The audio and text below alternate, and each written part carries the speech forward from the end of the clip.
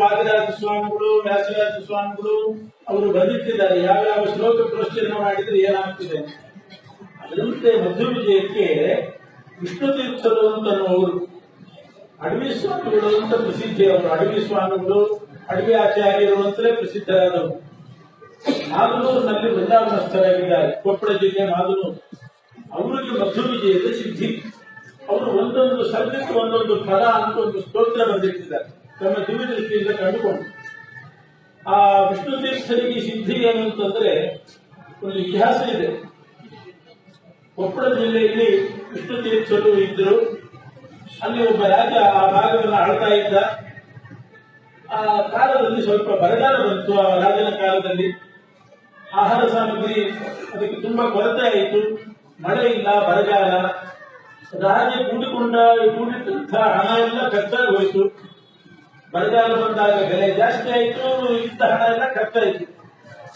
ಮುಂದೆ ರಾಜನ ಬೊಕ್ಕಸದಲ್ಲಿ ಹಣ ಇಲ್ಲ. ಜಾಸ್ತಿ ದುಡ್ಡು ಕೊಟ್ಟು ಸಾಮಾನು ತರಬೇಕು, ಪ್ರಜೆಗಳನ್ನ ರಕ್ಷಣೆ ಮಾಡಬೇಕು, ಊಟಕ್ಕೆ ಹಾಕಬೇಕು, ಹಣ ಇಲ್ಲ. ಇಂಥ ಪರಿಸ್ಥಿತಿ ಬಂದಾಗ ಆ ರಾಜ ವಿಷ್ಣು ತೀರ್ಥರ ಹತ್ರ ಬಂದಂತೆ. ಅವರೊಬ್ಬರು ಸನ್ಯಾಸಿಗಳಾಗಿದ್ದರು. ಆವಾಗ ವಿಷ್ಣು ತೀರ್ಥರ ಹತ್ರ ಬಂದು, ಈ ಪರಿಸ್ಥಿತಿ ಬಂದಿದೆ, ನಾನು ಈ ಭಾಗದ ರಾಜ, ನಾನು ಏನ್ ಮಾಡಬೇಕು ತೋಚ್ತಾ ಇಲ್ಲ ಅಂದಾಗ ಸ್ವಾಮಿಗಳು ವಿಷ್ಣು ತೀರ್ಥರು ಒಂದಿಷ್ಟು ನಾಣ್ಯಗಳನ್ನು ಕಲಿಸಿದಂತೆ. ಕಬ್ಬಿಣದ ನಾಣ್ಯಗಳಂತೂ ಇದೆಯಲ್ಲ, ಒಂದು 4 ನಾಣ್ಯ ತಂದುಕೊಡು. ಒಂದು ನಾಣ್ಯವನ್ನ ನೆಲದ ಮೇಲೆ ಇಟ್ಟು ಅದರ ಮೇಲೆ ಮಣೆ ಹಾಕಿಕೊಂಡು ಅದರ ಮೇಲೆ ಕೂತು 16 ಸರ್ಗ ಮಧ್ವಿಜಯ ಪಾರಾಯಣ ಮಾಡಿ ಹೇಳ್ತಿದ್ರಂತೆ. ಮಣೆ ತೆಗೆದು ನೋಡಿದ್ರೆ ಆ ನಾಣ್ಯ ಬಂಗಾರದ್ದಾಗ್ತಿತ್ತು, ಚಿನ್ನದ ನಾಣ್ಯ ಆಗ್ತಿತ್ತು. ದಿನಕ್ಕೆ ಪ್ರತಿನಿತ್ಯವೂ ಕೂಡ ಹೀಗೆ ಒಂದೊಂದು ನಾಣ್ಯವನ್ನ ಚಿನ್ನದ ನಾಣ್ಯ ಮಾಡಿ ಅವನಿಗೆ ಕೊಡಬೇಕು. ಅವನು ಅದರಿಂದ ಪದಾರ್ಥಗಳನ್ನು ತಂದು ಜನರಿಗೆ ಊಟ ಹಾಕಬೇಕು. ಇಂಥ ಒಂದು ವ್ಯವಸ್ಥೆಯನ್ನ ಮಧ್ವವಿಜಯ ವರದಿಂದ ನಡೆಸಿದರು ಅಂತ ಇತಿಹಾಸ ವಿಷ್ಣು ತೀರ್ಥರ ಜೀವನ ಚರಿತ್ರೆಯಲ್ಲಿ ಬರ್ತದೆ. ಅವರೇನೆ ಇದಕ್ಕೆ ಯಾವ ಸರ್ಗಕ್ಕೆ ಏನೇನು ಫಲ ಇದೆ, ಏನೇನು ಪ್ರಮೇಯಗಳು ಹೇಳಿದ್ದಾರೆ ಒಂದೊಂದು ಸರ್ಗದಲ್ಲಿ ಅನ್ನೋದನ್ನ ಒಂದು ಸ್ತೋತ್ರ ರೂಪವಾಗಿ ಮಾಡಿದ್ದಾರೆ. ನ್ಯಾಯಸುಧಾಕ್ಕೂ ಸ್ತೋತ್ರ ಮಾಡಿದ್ದಾರೆ. ಅಂತಹ ಸಿದ್ಧಿ ಮಧ್ವ ವಿಜಯದಿಂದ ಸಿದ್ಧಿ ಪಡೆದವರು ಅನೇಕ ಪಂಡಿತರು ಕೂಡ ನಾವು ಬಾಲ್ಯದಲ್ಲಿದ್ದಾಗ ನೋಡ್ತಾ ಇದ್ವಿ. ದಿನಾ ಬೆಳಗ್ಗಿನಿಂದ ಮಧ್ಯಾಹ್ನದ ಒಳಗಡೆ 16 ಸರ್ಗ ಪಾರಾಯಣ ಮುಗಿಸ್ತಿದ್ವಿ. ಅಷ್ಟು ಮುಗಿಸೇ ಊಟ ಮಾಡೋದು ಅಂತ ನಿಯಮದಲ್ಲಿದ್ದವರು. ಹಿರಿಯರು ಹೇಳ್ತಿದ್ರು, ನಮಗೇನಾದ್ರೂ ತೊಂದರೆ ಬಂದಾಗ ಶ್ಲೋಕ ಪಾರಾಯಣ ಮಾಡ್ರಿ, ಆ ಶ್ಲೋಕವನ್ನ ಜಾಸ್ತಿ ಸಲ ಆವೃತ್ತಿ ಮಾಡ್ರಿ ಅಂತ.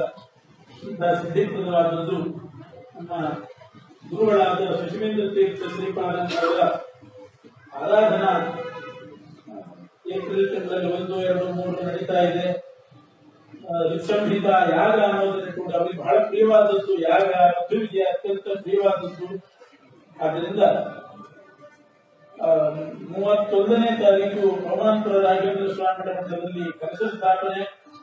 ಮರುದಿವಸ 1ನೇ ತಾರೀಕು 8 ಕುಂಡಗಳನ್ನು ಹಾಕಿ 8 ಅಷ್ಟಕ ಸಮಗ್ರ ಋಗ್ವೇದದ ಹೋಮವನ್ನ ಇಟ್ಟುಕೊಂಡಿದೆ. ಸಮಗ್ರ ಋಗ್ವೇದ 64 ಅಧ್ಯಾಯಗಳಿದೆ.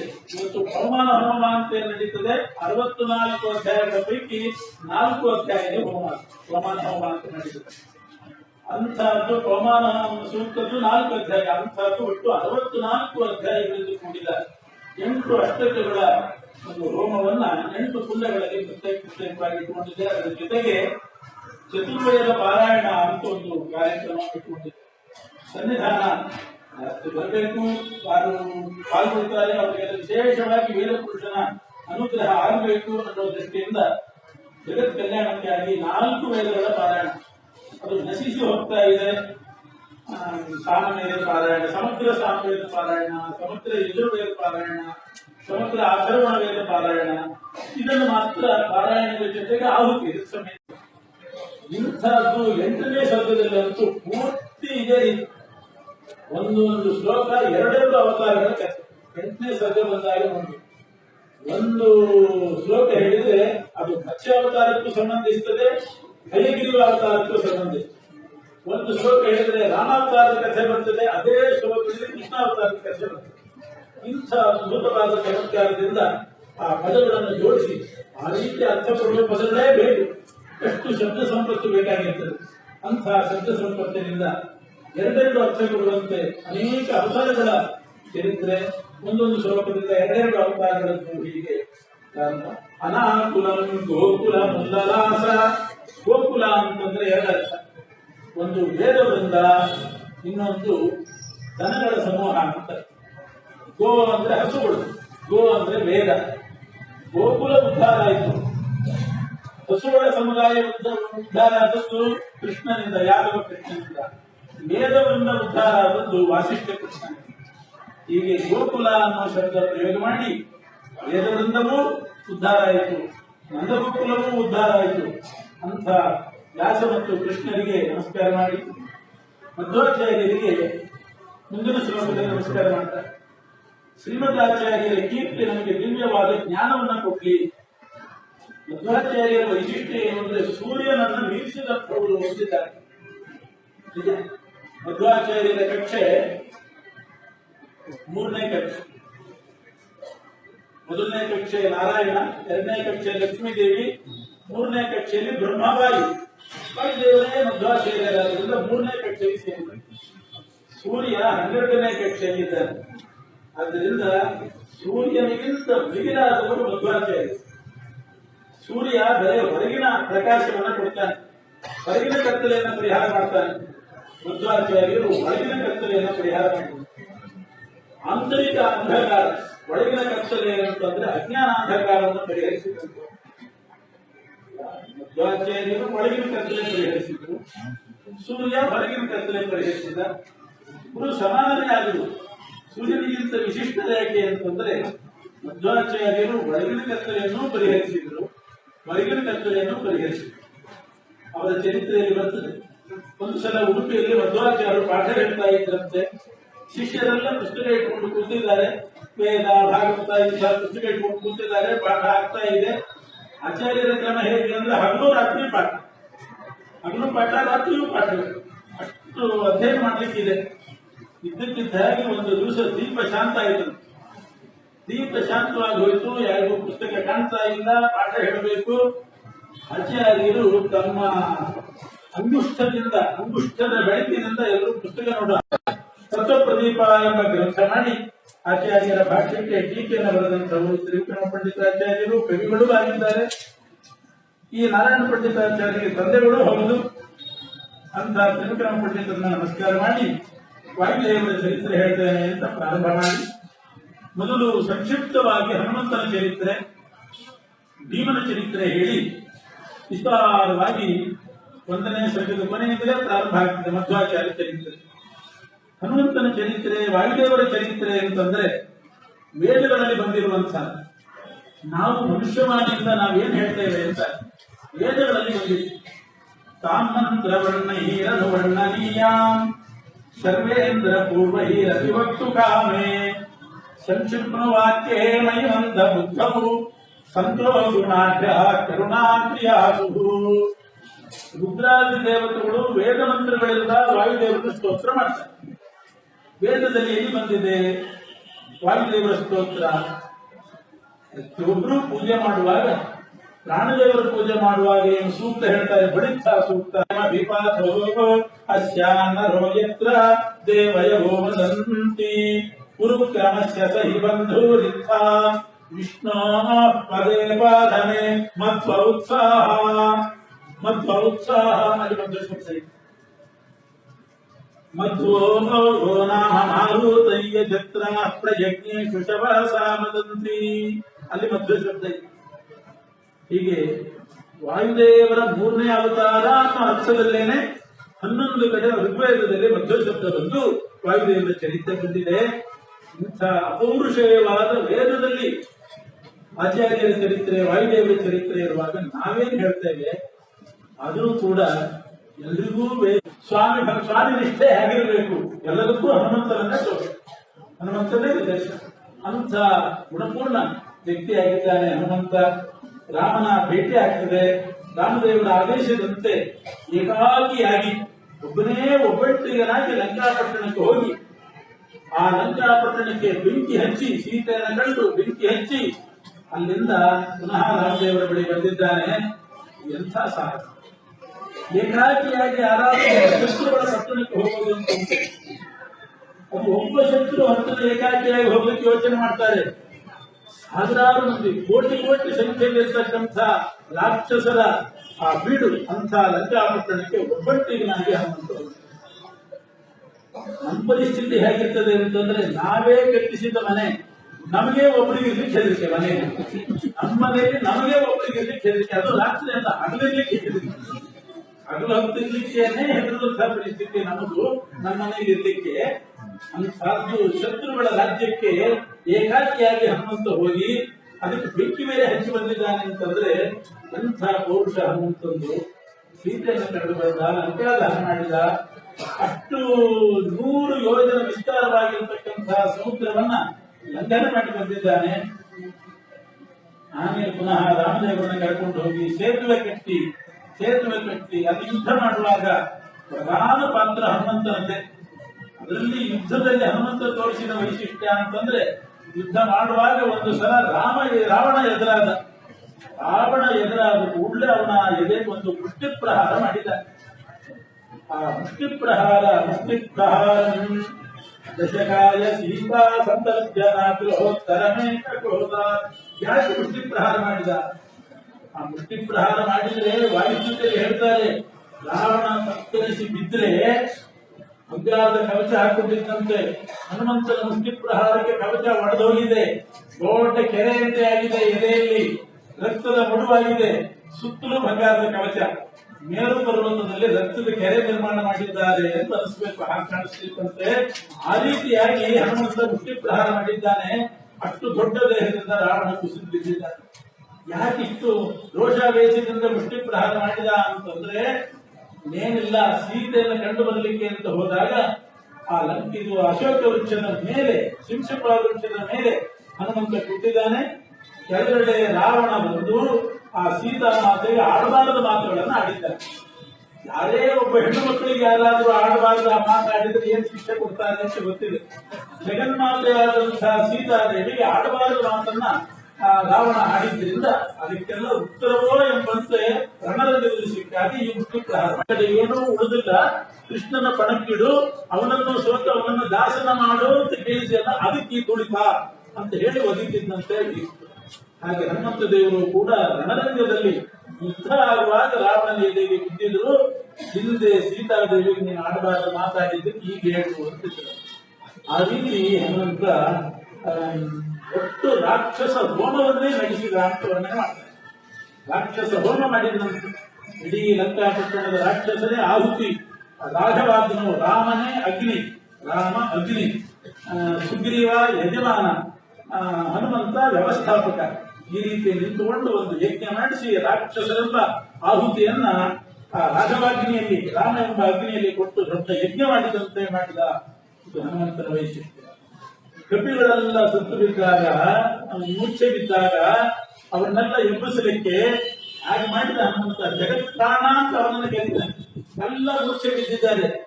ಎಷ್ಟು ದೂರ ಇರತಕ್ಕಂತಹ ಸಂಜೀವಿನಿ ಪರ್ವತವನ್ನ ಒಂದು ಕ್ಷಣದಲ್ಲಿ ಹಾರಿದ್ದಾನಲ್ಲಿ, ಒಂದು ಕ್ಷಣದಲ್ಲಿ ರೆಪ್ಪೆ ಮುಚ್ಚಿ ತೆಗೆಯೋದ್ರೊಳಗೆ ಹನುಮಂತ ಹೋಗಿ ಬಂದಾಯ್ತು.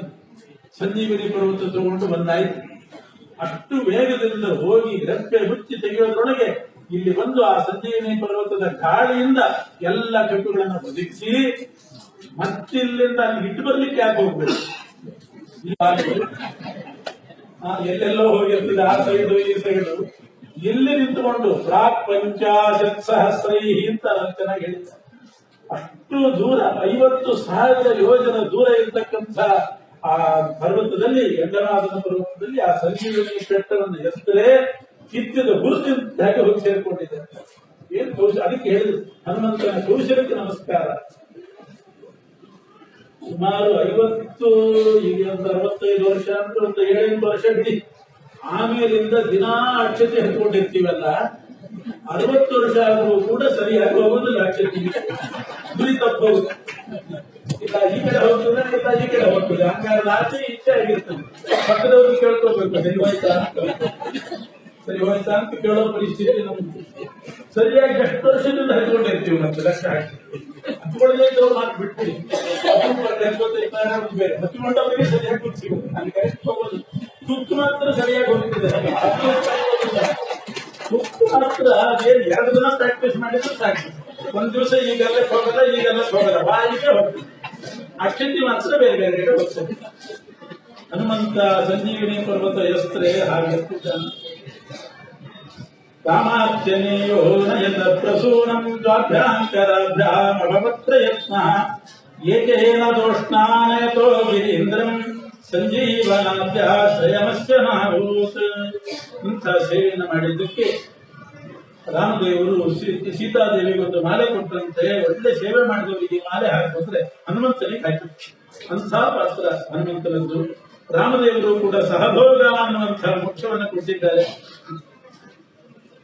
ಇನ್ನೇನು ಬೇಕು ಕೇಳು ಅಂತಂದ್ರೆ ಏನು ಬೇಡ. ಕ್ಷಣೇ ಕ್ಷಣೇ ಭಕ್ತಿರಲಂ ಪ್ರವರ್ಧತ, ನಿನ್ನ ಪಾದದಲ್ಲಿ ಭಕ್ತಿ ಕೊಡು ಅಂತ ಕೇಳಿದಂತೆ. ಇದು ಹನುಮಂತನ ವೈರಾಗ್ಯ, ಹನುಮಂತನ ಕೌಶಲ, ಅವನಿಗಿರ್ತಕ್ಕಂತಹ ಸ್ವಾಮಿ ನಿಷ್ಠೆ, ಹನುಮಂತನ ಭಕ್ತಿ, ಅವನ ಬಲ, ಅವನ ಮೇಧಾಶಕ್ತಿ ಎಲ್ಲದಕ್ಕೂ ನಿದರ್ಶ. ಅದಕ್ಕೆ ರಾಮದೇವರು ತನ್ನನ್ನೇ ಕೊಟ್ಕೊಂಡು ಬಿಟ್ಟಾನೆ. ನಾನು ನನ್ನ ಲೋಕಕ್ಕೆ ಹೋದರೂ ಕೂಡ ಒಂದು ರೂಪವನ್ನು ನಿನಗೋಸ್ಕರ ಬಿಟ್ಟು ಹೋಗ್ತೇನೆ ಅಂತ ಒಂದು ರೂಪವನ್ನು ಹನುಮಂತನಿಗಾಗಿ ಬಿಟ್ಟು ಹೋಗಿದ್ದಾರೆ. ಅದು ಇವತ್ತಿಗೂ ಕೂಡ ಕಿಂಪುರುಷ ಖಂಡದಲ್ಲಿ ಇದೆ. ರಾಮದೇವರು ಅಲ್ಲಿ ಕಿಂಪುರುಷ ಖಂಡದಲ್ಲಿ ಇದ್ದಾರೆ.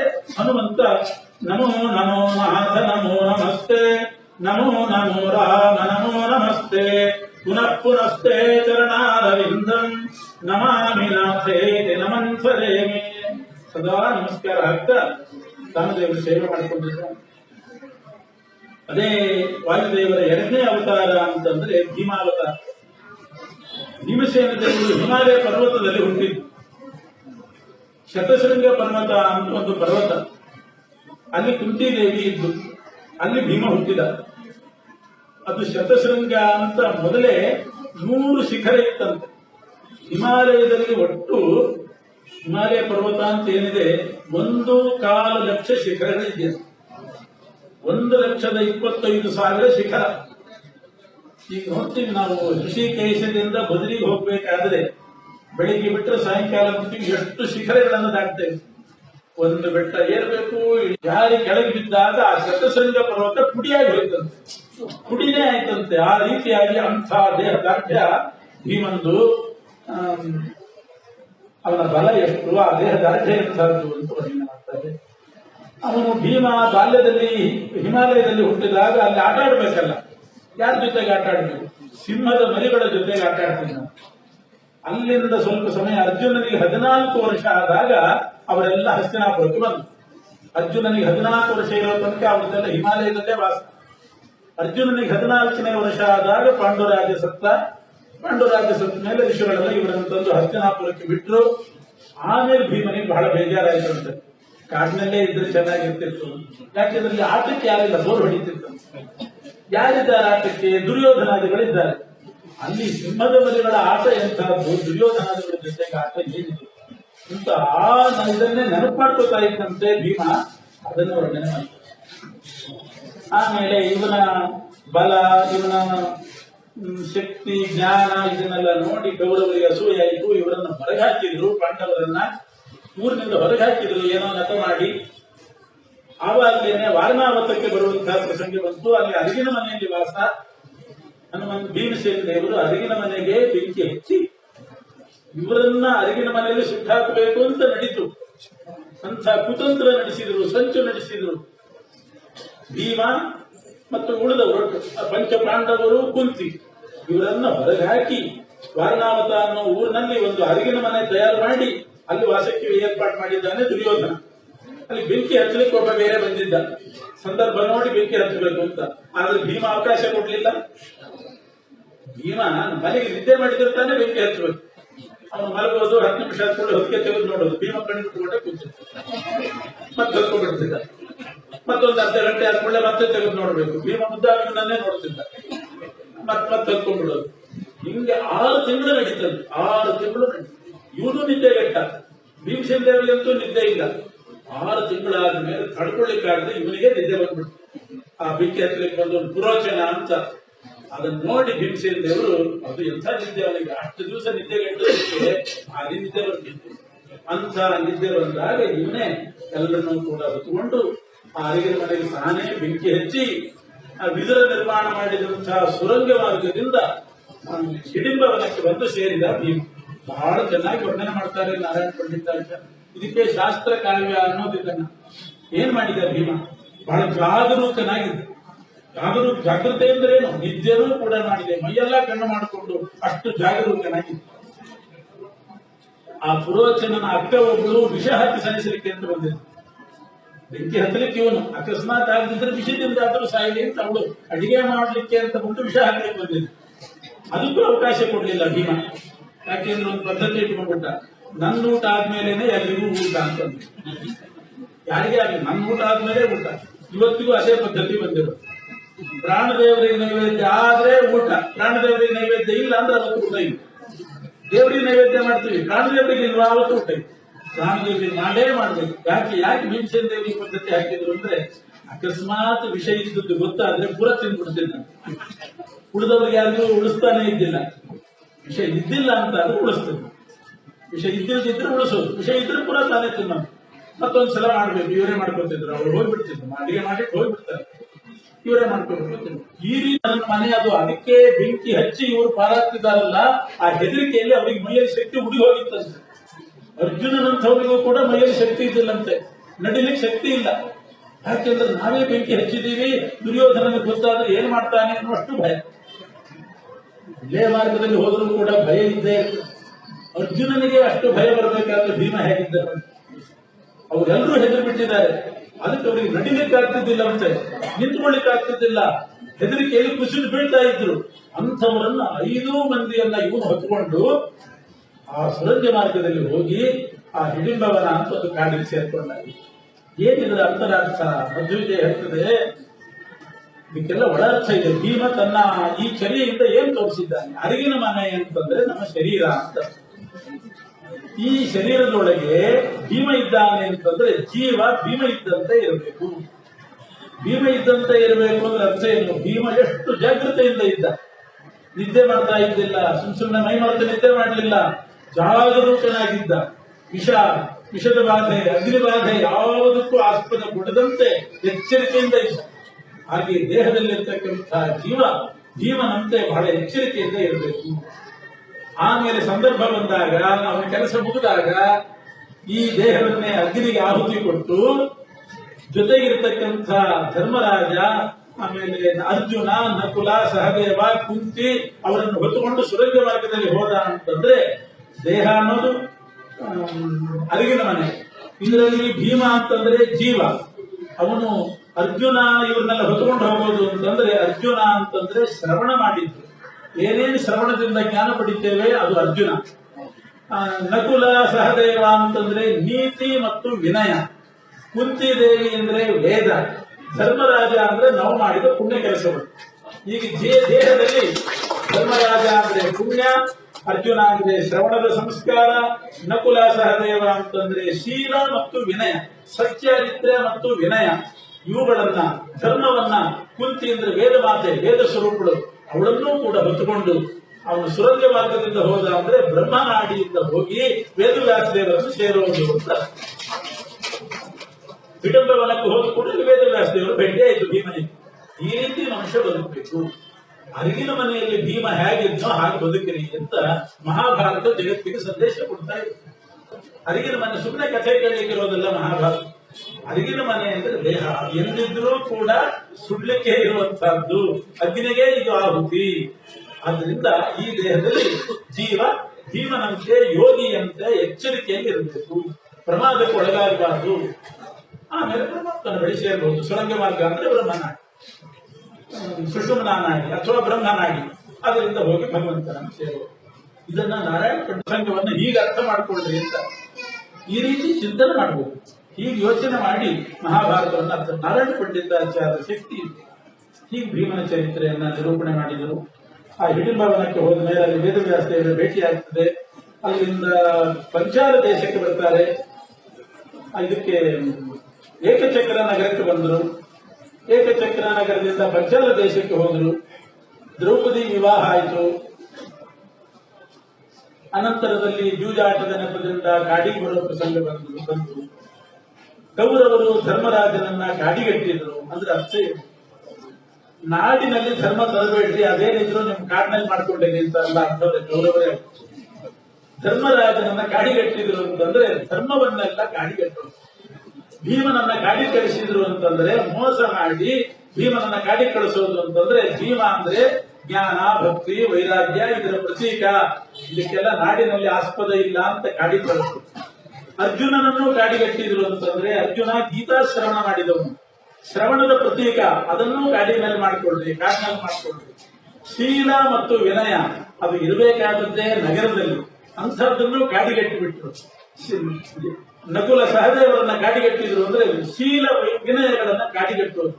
ಧರ್ಮರಾಜನನ್ನ ಯುಧಿಷ್ಠಿರನನ್ನ ಕಾಡಿಗಟ್ಟೋದು ಅಂದ್ರೆ ಧರ್ಮವನ್ನ ಕಾಡುಪಾಲು ಮಾಡೋದು. ನಾಡಿನಲ್ಲಿ ಯಾವುದೂ ಬೇಡ, ನಾಡಿನಲ್ಲಿ ನಾವೇ ಇರ್ತೀವಿ ಅಂದ್ರೆ ದುರ್ಯೋಧನ ಅಂದ್ರೇನು, ದುಷ್ಟ ಗುಣಗಳೆಲ್ಲ ನಾಡಿನಲ್ಲಿರ್ಲಿ, ಇವೆಲ್ಲ ಕಾಡಿನಲ್ಲಿರ್ಲಿ ಅಂತ ಧರ್ಮ, ಭಕ್ತಿ, ಜ್ಞಾನ, ಶೀಲ, ವಿನಯ ಇದನ್ನ ಕಾಡಿಗಟ್ಟಿ. ಹೀಗೆ ಅರ್ಥ ಇದಕ್ಕೆ. ಈ ರೀತಿ ಭೀಮ ಕಾಡಿಗೆ ಬಂದಾಗ ಬೆಂಕಿಯ ಕಿಡಿಯಂತೆ ಇದ್ದ. ಅಲ್ಲಿ ಕೆಲವು ಹಸುರರನ್ನು ಸಂಹಾರ ಮಾಡಿದ. ಆಮೇಲೆ ಅಜ್ಞಾತವಾಸ, ಅಲ್ಲಿ ಬೂದಿ ಮುಚ್ಚಿದ ಕೆಂಡ ಆದ ಭೀಮ.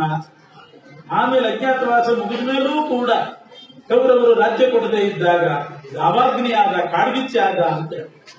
ಮೊದಲು 12 ವರ್ಷ ವನವಾಸದಲ್ಲಿ ಬೆಂಕಿಯ ಕಿಡಿಯಂತೆ ಇದ್ದ, ಅಜ್ಞಾತವಾಸದಲ್ಲಿ ಬೂದಿ ಮುಚ್ಚಿದ ಕೆಂಡ. ಆಮೇಲೆ ಮಹಾಭಾರತ ಯುದ್ಧ ಆಗುವಾಗ 18 ದಿವಸದಲ್ಲಿ ಕಾಡ್ಗಿಚ್ಚಿನಂತೆ ಉರಿದು ಇಡೀ ಕೌರವರನ್ನೇ ನಾಶ ಮಾಡಿದ್ದ ಭೀಮ. ಆಮೇಲೆ ಪರೀಕ್ಷಿತ ರಾಜನಿಗೆ ರಾಜ್ಯವನ್ನ ಕೊಟ್ಟು ತಾನು ಭಗವಂತನ ಆಜ್ಞೆಯಂತೆ ತನ್ನ ಲೋಕ ಹೋಗ್ತಾನೆ. ಅದೇ ಭೀಮಸೇನ ದೇವರೇ ಕಲಿಯುಗದಲ್ಲಿ ಮಧ್ವಾಚಾರ್ಯರಾಗಿ ಅವತಾರ ಮಾಡಿದರು. ಭೀಮಸೇನ ವನವಾಸದಲ್ಲಿದ್ದಾಗ ಒಮ್ಮೆ ದ್ರೌಪದಿ ಅಂತ ಬರ್ತದೆ, ಆ ಖಂಡದ ಮಧ್ಯದಲ್ಲಿ ಮೇರು ಪರ್ವತ, ಅಲ್ಲಿ ಹೋಗಿ ಹೂ ತರಬೇಕು. ಇದೆಲ್ಲ ದಾರಿ ಗೊತ್ತಿರಬೇಕು, ರೂಟ್ ಸರಿಯಾಗಿ ಗೊತ್ತಿರಬೇಕು. ಅದು ವಿಷಯ. ಆ ರೂಟ್ಗಿಂತ ವಿಶೇಷ ಏನು ಅಂತಂದ್ರೆ, ಈ ಒನ್ ವೇ ನೋ ಎಂಟ್ರಿ ಅಂತ ಇರ್ತದೆ ನೋಡಿ, ಅದರ ಹಾಗೆ ಆ ಜಿಲಾವೃತ ಖಂಡ ಅಂತ ಅನ್ನೋದು ಗಂಡಸರಿಗೆ ನೋ ಎಂಟ್ರಿ. ಗಂಡಸರಿಗೆ ಅಲ್ಲಿ ಪ್ರವೇಶವೇ ಇಲ್ಲ, ಅದು ಗೊತ್ತಿರಬೇಕು. ಗೊತ್ತಿಲ್ಲದೆ ಸುಮ್ಮನೆ ಹೋಗಿ ಆಮೇಲೆ ಸಿಗಾಕೊಂಡ ಹಾಗೆ.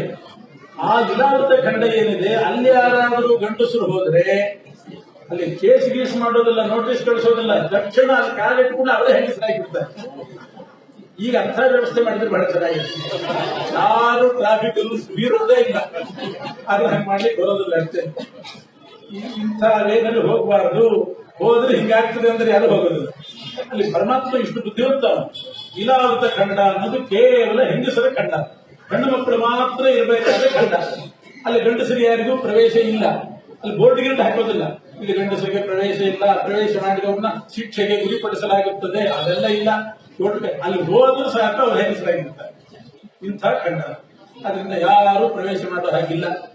ಇದು ಗೊತ್ತಿದ್ದವರು ಎಡವಟ್ ಮಾಡ್ಕೊಂಡದ್ದು. ಈ ಖಂಡ ಆದ್ಮೇಲೆ ಇದು ಕಿಂಪುರುಷ ಖಂಡ ನಡ್ಕೊಂಡು ಹೋದ, ಹರಿವರ್ಷ ಖಂಡ ಅದು ನಡ್ಕೊಂಡು ಹೋದ. ಹರಿವರ್ಷ ಖಂಡದಿಂದ ಮೇರು ಪರ್ವತಕ್ಕೆ ಕಾಲಿಟ್ಬಿಟ್ಟು, ಇಲಾವೃತ ಖಂಡದಲ್ಲಿ ಕಾಲೇ ಹೋಗಲಿಲ್ಲ, ನೀರು ಹಾಡಿಬಿಟ್ಟ, ಜಂಪ್ ಮಾಡಿಬಿಟ್ಟು. ಅಂತ ಅಷ್ಟು ದೂರ ಕಾಲೇ ಈಗಲೂ ಹೆಂಗಸಲಾಗಬೇಕು. ಅದಕ್ಕೆ ಆ ರೀತಿ ಹೋದಂಥವ್ರು ಭೀಮ. ಹಾಗೆ ಹೋಗಿ ಪುಷ್ಪವನ್ನು ತಂದುಕೊಟ್ಟ, ಎಲ್ಲ ದೀಕ್ಷೆಯನ್ನು ಮಾಡಿದಂಥ ಅದ್ಭುತ ಕಾರ್ಯಗಳು. ಆವಾಗ ಪುಷ್ಪ ತರಲಿಕ್ಕೆ ಹೋದಾಗ ಮಣಿವಂತ ಮೊದಲಾದವರೆಲ್ಲ ಇದ್ರು ಇದರಲ್ಲಿ. ಆವಾಗ ಅವರನ್ನೆಲ್ಲ ವಧೆ ಮಾಡಿದ್ದ ಭೀಮ. ಆ ಸರೋವರಕ್ಕೆ ಹೋಗ್ಲಿಕ್ಕೆ ಬಿಡ್ತಿದ್ದಿಲ್ಲ ಅವರು. ಅಷ್ಟು ಕೋಟಿ ಕೋಟಿ ಭಕ್ವಿ ಕೋಟಿ ರಟೀಕ, ಇಷ್ಟು ಕೋಟಿ ಅಂತಿಲ್ಲ, ಭಕ್ವಿ ಕೋಟಿ ರಟೀಕ ಕುಟಿಲ ಕಟುಮತಿ ನುಕ್ಕಟಾಟೋಪ ಕೋಪಾನ್. ಎಷ್ಟೋ ಕೋಟಿ ಕೋಟಿ ಸಂಖ್ಯೆಯಲ್ಲಿದ್ರಂತೆ ಆ ಮಣಿವಂತ ಮೊದಲಾದವರು. ಅವ್ರನ್ನೆಲ್ಲ ನಾಶಪಡಿಸಿ ಆ ಹೂತ ಹೊಂಟದಿದ್ದಾನೆ. ಅಂದ್ರೆ ಮೇಲ್ನೋಟಕ್ಕೆ ನೋಡುವಾಗ ಹೆಂಡತಿ ಹೂ ತರ್ಲಿಕ್ಕೆ ಹೇಳಿದ್ದು ಅದಕ್ಕೆ ಹೋದ ಅಂತ ಅನಿಸ್ತದೆ. ಆದ್ರೆ ಮುಖ್ಯ ಉದ್ದೇಶ ಬಸ್ವಿ ಕೋಟಿ ರಟೀಕ, ಆ ಕೋಟಿ ಕೋಟಿ ಸಂಖ್ಯೆಯನ್ನ ನಾಶಪಡಿಸಬೇಕಾಗಿತ್ತು. ಅದಕ್ಕೆ ದ್ರೌಪದಿ ಕಳಿಸಿದ್ದು. ಬೇರೆಯವ್ರಿಗೆ ನೋಡುವಾಗ ಹೂ ತರ್ಲಿಕ್ಕೆ ಗಂಡನ್ನು ಕಳಿಸಿದ್ದು ಪಾಪ ಅಂತ ಹಂಗೆಲ್ಲ ಅಲ್ಲ. ಕೋಟಿ ಕೋಟಿ ಸಂಖ್ಯೆ ಹಸುರನ್ನ ನಾಶಪಡಿಸಲಿದ್ದು. ಆವಾಗ ಏನು ಮಣಿವಂತ ಮೊದಲಾದವರು ಹತರಾಗಿದ್ದರು, ಅವರು ಕಲಿಯುಗದಲ್ಲಿ ಮತ್ತೆ ಹುಟ್ಟಿ ಭೀಮನಿಗೆ ಪ್ರತೀಕಾರ ಮಾಡಬೇಕು. ಆವಾಗ ಒಂದು ನಮ್ಮನ್ನ ಭೀಮ ನಾಶ ಮಾಡಿದ್ನಲ್ಲ, ಅದಕ್ಕೆ ಅದೇ ಜೀವರು, ಹಸುರ ಜೀವರು ಕಲಿಯುಗದಲ್ಲಿ ಹುಟ್ಟಿ ಭೀಮನಿಗೆ ಪ್ರತೀಕಾರ ಮಾಡಬೇಕು. ಭೀಮನಿಗೆ ಪ್ರತೀಕಾರ ಮಾಡೋದು ಅಂದ್ರೆ ಏನು? ಮತ್ತೆ ಭೀಮನಿಗೆ ಪ್ರತೀಕಾರ ಮಾಡ್ಲಿಕ್ಕೆ ಅಂದ್ರೆ ಭೀಮ ಅವನ ಅಂಗೈ ನಿಲಯ ಮಾಡಿಬಿಡ್ತಾನೆ. ಅದೆಲ್ಲ ಅಷ್ಟು ಸುಲಭ ಇಲ್ಲ. ಪುಡಿ ಪುಡಿ ಮಾಡ್ತಾನೆ ಮೂಳೆನ. ಅದಕ್ಕೇನ್ ಮಾಡಿದ್ರು ಅಂದ್ರೆ ಭೀಮನ ಹೆಂಡತಿಗೆ ಅಪಚಾರ ಮಾಡ್ತಾರೆ. ಭೀಮನ ಹೆಂಡತಿ ಯಾರು? ದ್ರೌಪದಿ. ತನ್ನ ತಂಟೆಗೆ ಬಂದ್ರೆ ಬಿಡಲ್ಲ ಭೀಮ. ಇನ್ ದ್ರೌಪದಿ ತಂಟೆ ಬಂದು ಬಿಡ್ತಾನ? ಇನ್ನೂ ಪುಡಿ ಆ ವೇದವನ್ನ ಅಪಾರ್ಥ ಮಾಡಿ ವೇದ ಕೆಡಿಸಿಬಿಟ್ರೆ ಇದೇ ದ್ರೌಪದಿಗೆ ಮಾಡಿದ ಅಪಚಾರ. ಅದು ಭೀಮಸೇನನ ಮೇಲೆ ಸೈಡ್ ತೀರಿಸಿಕೊಂಡ ಹಾಗೆ. ಇಂಥ ಉಪಾಯ ಮಾಡಿ ಆವಾಗ ಯಾರ್ಯಾರು ಸತ್ತಿದ್ರು ಭೀಮನ ಕೈಯಲ್ಲಿ ಅವರೆಲ್ಲ ವೈದಿಕರಾಗಿ ಹುಟ್ಟಿದ್ರು. ಹುಟ್ಟಿದ ವೈದಿಕರೆಲ್ಲ ಅವರು ತಿಳ್ಕೋಬಾರ್ದು. ಆಮೇಲೆ ಅವರು ವೈದಿಕರಾದ್ರು ಅಷ್ಟೇನೆ. ಅವರು ವೈದಿಕರಾಗಿ ಹುಟ್ಟಿ ವೇದಕ್ಕೆ ಕೈ ಹಾಕಿ ಆ ವೇದವನ್ನೆಲ್ಲ ಕೆಡಿಸಿಬಿಟ್ಟು ಅಪಾರ್ಥ ಮಾಡಿಬಿಟ್ಟು. ವೇದ ಏನ್ ಹೇಳ್ತಾ ಇದೆ? ಪರಮಾತ್ಮನನ್ನ ನಿರ್ಗುಣ ನಿರಾಕಾರ ಅಂತ ಹೇಳ್ತಾ ಇದೆ. ಈಗ ವ್ಯಾಖ್ಯಾನ ಮಾಡಿ ಶುರು ಮಾಡಿ. ಹಾಗಾಗಬೇಡ ದ್ರೌಪದಿ ದೇವಿ. ನಾವು ಹೇಳಿದ ಒಂದು ಮಾತನ್ನ, ಏನೋ ಸಹಜವಾಗಿ ಹೇಳಿದ ಮಾತನ್ನ ಅಪಾರ್ಥ ಮಾಡಿ ಅದನ್ನ ಯಾರ್ಯಾರು ಹಿಂಗೆ ಹೇಳಿದ್ರು ಅಂತ ತಪ್ಪು ವ್ಯಾಖ್ಯಾನ ಮಾಡಿದ್ರೆ ಏನಾಯ್ತು? ದ್ರೌಪದಿ ದೇವಿಗೆ ಅಷ್ಟು ಸಂಕಟ. ಭಗವಂತನ ನಿಂದೆ ಮಾಡಿದ್ರಿಂದ, ಅವ್ರು ನಿರ್ಗುಣ ನಿರಾಕಾರ ಅಂತ ನಿಂದೆ ಮಾಡಿದ್ರಿಂದ ಭೀಮಸೇನ ದೇವರಿಗೂ ಸಂಕಟ ಇದೆ. ಹೀಗೆ ಆವಾಗ ಭೀಮನ ಶತ್ರುಗಳೆಲ್ಲ ವೈದಿಕರಾಗಿ ಹುಟ್ಟಿ ವೇದವನ್ನು ಕೆಡಿಸ್ತಾ ಇದ್ದಾಗ ವೇದದಿಂದಲೇ ಪರಮಾತ್ಮನ ತತ್ವ ಅರ್ಥ ಆಗಬೇಕು. ಯಾರಿಗೂ ಅರ್ಥ ಆಗದೆ ಹೋಯಿತು. ಹಾಗೆಲ್ಲರೂ ಕೂಡ ಚಿಂತೆ ಮಾಡ್ತಿದ್ದಾರೆ, ಏನಿದು ವೇದಕ್ಕೆಲ್ಲ ತಪ್ಪು ಅರ್ಥ, ಇರೋ ವ್ಯಾಖ್ಯಾನ ತಪ್ಪು, ಅಷ್ಟು ಗೊತ್ತಾಗ್ತಾ ಇದೆ. ಸರಿಯಾಗಿ ಅರ್ಥ ಮಾಡ್ಕೊಳ್ಳಿಕ್ ಬರ್ತಾ ಇಲ್ಲ.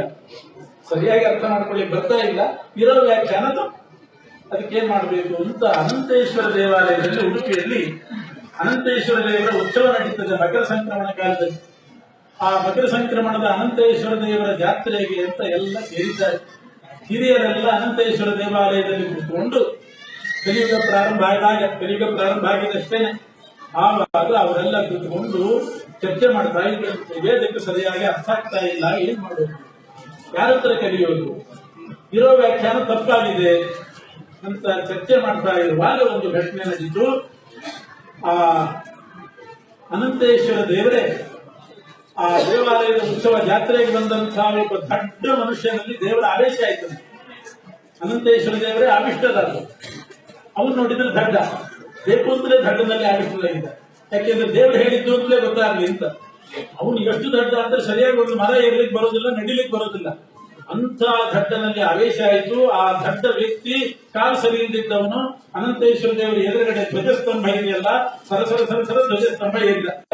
ಹೀಗೆ 4 ತೀರ್ಥಗಳನ್ನ ನಿರ್ಮಾಣ ಮಾಡಿದ್ದಾರೆ. ಅದಕ್ಕೆ ಆ ಊರಿಗೆ ಪಾಜಕ ಅಂತ ಹೆಸರು. ಪ ಅಂದ್ರೆ ಪಾಲಕ, ಅಜ ಅಂದ್ರೆ ಜನನರಹಿತನಾಗಿರ್ತಕ್ಕಂಥ ಪರಶುರಾಮ ದೇವರು. ಪಾಜ ಅಂದ್ರೆ ಪಾಲಕರಾದ, ಈ ವಿಶೇಷ ಬ್ರಾಹ್ಮಣರ ಪಾಲಕರಾಗಿರತಕ್ಕಂಥ ಜನನರಹಿತರಾದ ಪರಶುರಾಮ ದೇವರು. ಕ ಅಂದ್ರೆ ತೀರ್ಥ, ಕ ಅಂದ್ರೆ ನೀರು, ಕ ಅಂದ್ರೆ ತೀರ್ಥ. ಪಾಜಕ ಪರಶುರಾಮ ದೇವರು ನಿರ್ಮಾಣ ಮಾಡಿದ 4 ತೀರ್ಥಗಳ ಊರದು. ಅದರಲ್ಲಿ ಸ್ನಾನ ಮಾಡಿದರೆ ಇನ್ನೊಂದು ತೀರ್ಥ ಇದೆ, ವಾಸುದೇವ ತೀರ್ಥ ಅಂತ ಕರೀತಾರೆ. ಹಿಂದಿನವರೆಲ್ಲ 4 ತೀರ್ಥದಲ್ಲಿ ಸ್ನಾನ ಮಾಡ್ತಿದ್ರಲ್ಲ. ವಯಸ್ಸಾದ್ಮೇಲೆ ಇಲ್ಲ ಮಾಡ್ಬೋದು. ಇವತ್ತಿಗೂ ಹೋದವರು ಪುರುಷರು ಇಟ್ಕೊಂಡು ಹೋದ್ರೆ ಮಾಡ್ಬೋದು. ನಾವೆಲ್ಲ ದಿನ ಮಾಡ್ತಾ ಇದ್ವಿ. ದೊಡ್ಡ ಭಾಗ್ಯ ಕರುಣಿಸಿದ್ದ ಪರಮಾತ್ಮ ವಿದ್ಯಾಮಾನ್ಯ ತೀರ್ಥ ನಿರ್ಮಾಣ ಮಾಡಿ 4 ತೀರ್ಥಗಳ ಸನ್ನಿಧಾನ ಇರುವಂತಹ ತೀರ್ಥ. ಅದೇ ಇವತ್ತು ಮಧ್ವಾಚಾರ್ಯ ಮನೆಯಲ್ಲಿ ಸಿಗ್ತಕ್ಕಂಥ ವಾಸುದೇವ ತೀರ್ಥ. ಆ 4 ತೀರ್ಥಗಳ ಸನ್ನಿಧಾನ ಕ್ರಮ ಹೇಗೆ ಅಂದ್ರೆ 4 ತೀರ್ಥಗಳಲ್ಲಿ ಸ್ನಾನ ಮಾಡಿ, ವಾಸುದೇವ ತೀರ್ಥದಲ್ಲಿ ಸ್ನಾನ ಮಾಡಿ, ಅಲ್ಲಿ ಮಧ್ವಾಚಾರ್ಯರ ಪಾದ ಇದೆ, ಆ ಪಾದ ದರ್ಶನ, ದುರ್ಗಾದೇವಿಯ ದರ್ಶನ ಇಷ್ಟು ಮಾಡಿದರೆ ಕಾಶಿ ಗಯಾ ಪ್ರಯಾಗ ತ್ರಿಸ್ಥಳಿ ಯಾತ್ರೆ ಪುಣ್ಯ ಬರ್ತದೆ ಅಂತ ಪುರಾಣದ ಮಾತು. ಅಂಥ ದಿವ್ಯವಾದ ಕ್ಷೇತ್ರ ಅದು. ಅಲ್ಲಿ ಶ್ರೀಮದಾಚಾರ್ಯರು ಅವತಾರ ಮಾಡಬೇಕು ಅಂತ ತೀರ್ಮಾನ ಮಾಡಿದ್ರು. ಅವರಿಗೆಲ್ಲ ಕುಲದೇವತೆ ಅನಂತೇಶ್ವರ ದೇವರು. ಇವತ್ತಿಗೂ ಉಡುಪಿ ಅನಂತೇಶ್ವರ ದೇವಾಲಯ ದೇವರು ಬಹಳ ಮಂದಿಗೂ ಕುಲದೇವರು, ಬಹಳ ಜನರಿಗೆ ಕುಲದೇವರಾಗಿದ್ದಾರೆ. ಮಧ್ಯಗೆ ಭಟ್ರು ಅವರು ಅಲ್ಲಿದ್ದವು, ಬಾಧಿಕ ಕ್ಷೇತ್ರದಲ್ಲಿದ್ದವು, ಅವರಿಗೂ ಇವರು ಕುಲದೇವರು. ಅನಂತೇಶ್ವರ ದೇವರೇ ಕುಲದೇವರು. ಅನಂತೇಶ್ವರ ಅಂದ್ರೆ ರುದ್ರದೇವರಲ್ಲ. ಅಲ್ಲಿರೋದು ಶಿವಲಿಂಗದ ಆಕಾರ ಇದೆ, ಅಲ್ಲಿರೋದು ಶಿವಲಿಂಗ, ಆದರೆ ರುದ್ರದೇವರಲ್ಲ. ಲಿಂಗ ಇದ್ದು ಕೂಡಲೇ ಅದು ರುದ್ರದೇವರದ್ದೇ ಪ್ರತೀಕ ಅಂತ ಭಾವಿಸಬಾರ್ದು. ಅವ್ರಿಗೆ ಹೋಗ್ಲಿಕ್ಕಾಗಿಲ್ಲ. ರಾತ್ರಿ ತನಕಕ್ಕಾದರೂ ಪ್ರವಾಹ ಇಳಿಲಿಲ್ಲ. ತುಂಬಾ ಬೇಜಾರು ಮಾಡ್ಕೊಂಡು ಮನೆಗೆ ಬಂದ್ಬಿಟ್ರು. ಇವತ್ತು ದೇವರ ದರ್ಶನ ಆಗಲಿಲ್ಲ ಅಂತ ಬೇಜಾರಾಯ್ತು, ಮಲ್ಕೊಂಡು ರಾತ್ರಿ ಕನಸಿನಲ್ಲಿ ಅನಂತೇಶ್ವರ ದೇವರು ಅವರಿಗೆ ಪ್ರತ್ಯಕ್ಷರಾದಂತೆ ಕನಸಿನಲ್ಲಿ ಆ ವಿಗ್ರಹ ಹೇಗಿತ್ತು ಅಂದ್ರೆ ಶೇಷಶಾಹಿಯಾದ ಪರಮಾತ್ಮ ಗೋಚರ. ಶೇಷಶಾಹಿಯಾಗಿ ಪರಮಾತ್ಮ ಕಾಣಿಸ್ಕೊಂಡು ದಿನ ನೀವಿನ್ನು ಉಡುಪಿಗೆ ಬಂದು ನನ್ನ ದರ್ಶನ ಮಾಡಬೇಕಾಗಿಲ್ಲ, ಇಂಥ ಒಂದು ಪ್ರತಿಮೆಯನ್ನು ನೀವು ಮನೆಯಲ್ಲೇ ಪೂಜೆ ಮಾಡ್ತೀವಿ ಅಂತ ಹೇಳಿ ಆಮೇಲೆ ಅವರು ಅಂತಹ ಪ್ರತಿಮೆ ಮಾಡಿಸ್ಕೊಂಡು ಮನೆಯಲ್ಲಿ ಪೂಜೆ ಮಾಡ್ತಿದ್ದಾರೆ. ಇವತ್ತು ಅದು ಅಲ್ಲೇ ಇದೆ, ಪಾರ್ಟಿಕಲ್ ಕ್ಷೇತ್ರದಲ್ಲಿ ಇದೆ. ಅದರಿಂದ ಅಲ್ಲಿ ಅನಂತೇಶ್ವರ ಅಂತಂದ್ರೆ ಅನಂತ ಅಂದ್ರೆ ಶೇಷ, ಅನಂತೇಶ್ವರ ಅಂದ್ರೆ ಶೇಷಶಾಹಿಯಾಗಿರತಕ್ಕಂಥ ಪರಮಾತ್ಮ. ಆದ್ರೆ ಲಿಂಗಾಕಾರದಲ್ಲಿ ಯಾಕೆ ಅಂತಂದ್ರೆ ಶಿವನೇ ಶೇಷ ಪದವಿ ಬರೋದು. ಅದರಿಂದ ಶೇಷಶಾಹಿಯಾದ ಪರಮಾತ್ಮ ಲಿಂಗಶಾಹಿನೂ ಆಗಿದ್ದಾರೆ. ಅವನು ಶಿವಶಾಹಿನೂ ಹೌದು, ಶೇಷಶಾಹಿನೂ ಹೌದು. ಯಾಕೆ ಶಿವನೇ ಶೇಷ, ಶಿವನೇ ಶೇಷ ಅಂದಮೇಲೆ ಶೇಷಶಾಹಿ ಶಿವಶಾಹಿ ಆಗೋದಿಲ್ವೇ? ಆದ್ರಿಂದ ತಾನು ಶೇಷಶಾಹಿ ಶಿವನೇ ಶೇಷ ಅನ್ನೋದನ್ನು ತೋರಿಸಲಿಕ್ಕೆ ಶಿವಲಿಂಗದಲ್ಲೇನೆ ಪರಮಾತ್ಮ ಮಲ್ಕೊಂಡಿದ್ದಾರೆ. ಆ ಲಿಂಗಶಾಹಿಯಾಗಿ ಶೇಷಶಾಹಿಯಾದ ಪರಮಾತ್ಮ ಇರು. ಅದರಿಂದ ಅನಂತೇಶ್ವರ ಅಂದ್ರೆ ಅನಂತ ಪದ್ಮನಾಭದೇವಿ ಶೇಷಶಾಹಿಯಾಗಿರ್ತಕ್ಕಂಥ ಪರಮಾತ್ಮ. ಭಗವಂತ ಪರಶುರಾಮ ದೇವರೇ ಶೇಷಶಾಹಿ ಅಂದ್ರೆ ಪರಶುರಾಮನೇ ಸಾಕ್ಷಾತ್ ಪರಮಾತ್ಮ. ರಾಮಭೋಜ ಅನ್ನುವ ರಾಜ ಅಲ್ಲಿ ಯಜ್ಞ ಮಾಡಿದ ಜಾಗ. ರಾಮಭೋಜ ರಾಜ ಯಜ್ಞ ಮಾಡಿದ್ದಂತ ಅವ್ರಿಗೆ ಏನೋ ಒಂದು ದೋಷ ಬಂದಿತ್ತು ಅಂತ ಅದರ ಪರಿಹಾರಕ್ಕೆ ಯಜ್ಞ ಮಾಡಿದ. ಬೆಳ್ಳಿ ತಗಡು ಮಾಡಿದ್ದಂತೆ, ದೊಡ್ಡ ಬೆಳ್ಳಿ ತಗಡು, ಅದರ ಮಧ್ಯದಲ್ಲಿ ಯಜ್ಞ ಕೊಂಡು